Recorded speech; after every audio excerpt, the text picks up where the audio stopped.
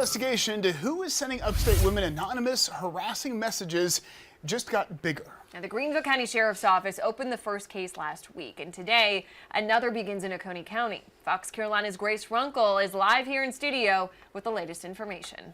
Well, a spokesperson for the Oconee County Sheriff's Office tells me they've never seen a harassment case quite like this one. We were at the Sheriff's Office in Walhalla this morning as 4 more women filed reports. They're part of a bigger group made up of women from Spartanburg, Anderson, and Greenville counties who discovered they were getting similar harassing texts. The number sending those messages changes each week, so blocking it doesn't actually do anything. Now, the messages were like these, attacking one woman's appearance and relationship status. Now, the Oconee County Sheriff's Office is starting their own investigation. The women say it's important to take this seriously now before things escalate.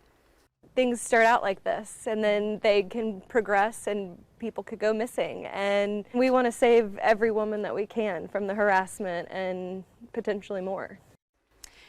The Sheriff's Office there is asking for other Oconee County residents who think they've received similar texts to also file reports. They also say if you get any of those messages, do not delete them because they could contain important evidence. And Seneca Police also say that they received 2 reports today. They're passing them on to their investigators right now. Justin.